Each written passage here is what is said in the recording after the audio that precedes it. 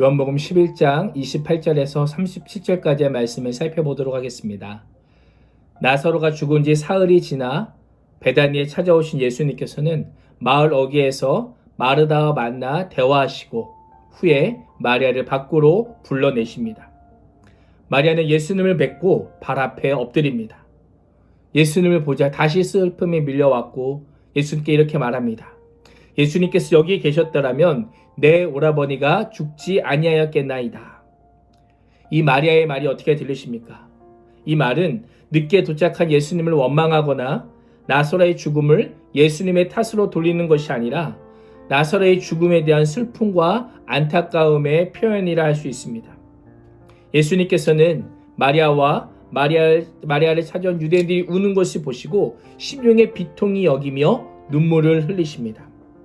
비통이 여기다 라고 하는 단어는 원어를 보면 마치 말이 콧바람을 부는 것처럼 격한 분노로 씩씩거리는 것을 표현할 때 사용합니다. 왜 예수님께서 격한 분노로 씩씩거리기까지 하셨을까요? 성경은 구체적인 이유를 알려주지 않습니다. 추론해 본다면 사람들로 하여금 아픔과 슬픔과 죽음을 경험하게 하는 사망 권세와 어둠의 영역에 대한 격분이라고 할 수 있습니다. 또한 현실의 죽음 앞에 무너진 이들을 바라보는 통한의 눈물이었을 수 있습니다. 우리가 아는 것처럼 이별은 늘 쓰라리고 잔인하리만큼 속상합니다. 그러나 죽음이 가져다주는 그 절망과 비참함을 모른다면 생명과 부활이 주는 소망을 사모하고 그 은혜에 감격할 수 있을까라는 질문을 또 하게 됩니다. 죽음의 골짜기를 통과할 때에 우리의 죄악에도 불구하고 생명의 길을 여시는 하나님의 긍휼하심이 얼마나 크고 놀라운지를 깨달을 수 있는 것입니다. 34절에서 예수님께서는 나사로의 시신 두신 곳을 찾으십니다. 주여 와서 보시옵소서라고 하자 예수님께서는 또다시 눈물을 흘리십니다. 예수님은 어떠한 분이십니까?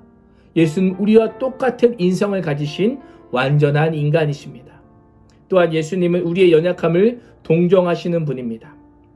이방인들이 알고 있는 신들과는 달리 하나님께서는 인간을 이해하시고 동정하시는 분임을 예수님을 통해서 나타내 보여주고 계신 것입니다. 예수님께서 눈물을 흘리시자 사람들은 각자의 생각으로 그 의미를 말합니다. 유대인들은 예수님이 나사로를 사랑했다고 말하고 또 어떤 이는 맹인의 눈도 뜨게 한 사람이 나사로를 죽지 않게 하실 수는 없었던 것일까라는 질문을 하면서 예수님의 능력을 의심하기도 합니다. 사람들의 말은 일리 있는 듯 보입니다. 예수님은 나사로를 사랑했고 나사로를 살릴 능력도 있으시기 때문입니다. 그러나 중요한 것은 사람들의 생각과 달리 예수님의 사랑과 능력이 인간의 생각과 다르게 이루어질 것임을 그들은 몰랐던 것입니다.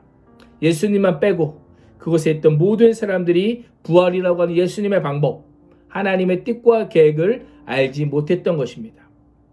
현실의 아쉬움과 눈물이 있으십니까? 주님께서는 지금 우리의 아쉬움을 감탄과 기쁨과 춤으로 바꾸어 주실 것입니다. 주님만의 방법으로 주님만의 때에 사람들의 오해와 편견을 깨고 예수님의 능력과 권세를 보이실 그날이 반드시 있을 것이라고 말씀하고 계십니다. 오늘도 그날을 기대하며 믿음으로 설 수 있는 복된 하루가 되시기를 주님의 이름으로 축원합니다. 기도하겠습니다. 살아계신 아버지 하나님, 주님의 방법으로 주님의 때에 우리 가운데 인생에 역사하실 주님의 은혜를 기대합니다. 하나님, 그 능력과 권세를 보이실 그날까지 우리가 믿음으로 서게 해주시고 오늘도 끝까지 주님을 따라갈 수 있는 복된 인생 될 수 있도록 인도하여 주옵소서. 예수님의 이름으로 기도합니다. 아멘.